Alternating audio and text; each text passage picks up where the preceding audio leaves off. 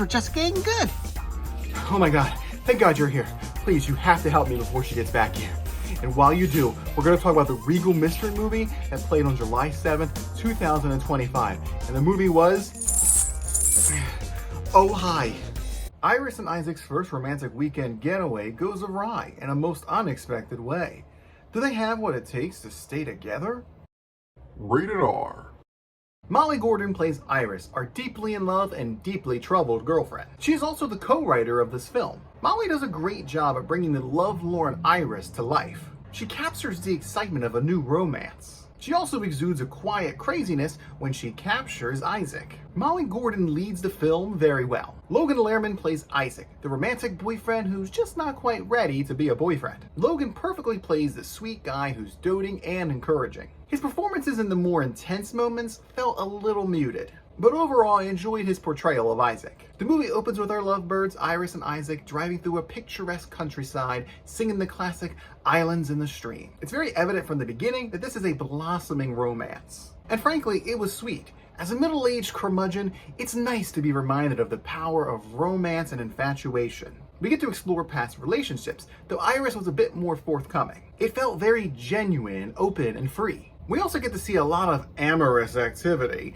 and I mean a lot. Pretty much every location shown ends up a site for some action. As shown in the trailer, the house they are staying in has a fetish closet. This leads our explorative couple to partake in a little light bondage, namely Isaac being chained to the bed frame. Once copulation is complete, Isaac reveals that he's not actually looking for a relationship, which baffles Iris and the audience alike, and understandably. We just watch them have all the sweet moments of a budding romance. But unfortunately for Isaac, he's still strapped to the bed, which leads to Iris to concoct a plan to make him want to stay together, all while he is safely secured to the bed frame. Now, this probably does sound darker than it really is. It does have this air of Misery by Stephen King to it, but it's much more comical. Iris becomes more neurotic as the movie goes on. She shares every intimate detail of her life with her captive audience, from birth until now. It was a really funny montage. Eventually, Iris's best friend Max, played by Geraldine Viswanathan,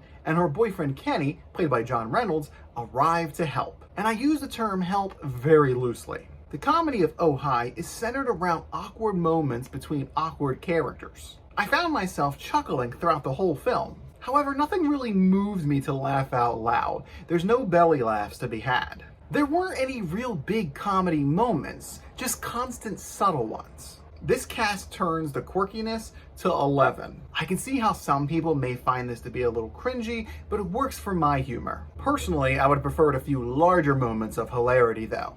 Most lines are delivered in each character's weird way of speaking.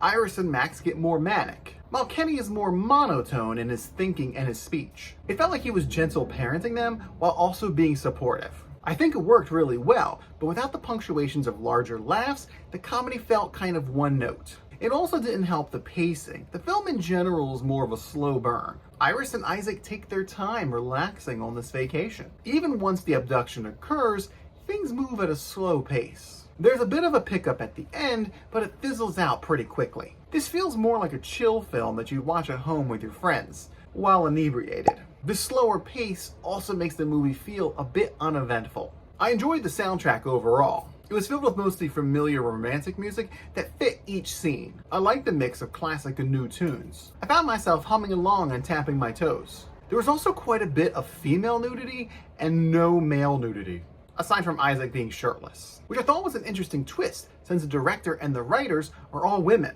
My main issue with Oh Hi is the finale. While the plot was plodding along, I kept thinking to myself, how are the characters going to resolve this abduction? End result wasn't anything groundbreaking, but it fit the aesthetic of the film. Though I find it lacking, we do have a tender moment between Iris and Isaac as they come to terms with what has transpired. But I was waiting for that one final resolution. Not necessarily a reconciliation, but something that the characters could agree to conclusively. There's no mention of consequences or plans. Will there be charges pressed? Will they stay together? Or will they just go their separate ways? We can assume what happens, but I would have preferred a bit more finality. In conclusion, Oh Hi is an interesting take on the rom-com genre. Some people may claim that this is a new age remake of Misery, but it just doesn't get that dark. Things get comically out of hand and no one gets hobbled. And it's for these reasons that I'm giving the Regal mystery movie, Oh Hi, the captive score of 7 out of 10.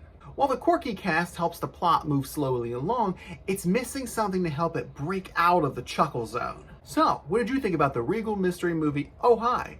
Restrain yourself down to the comments below and let me know. And please like and subscribe to help our love really grow.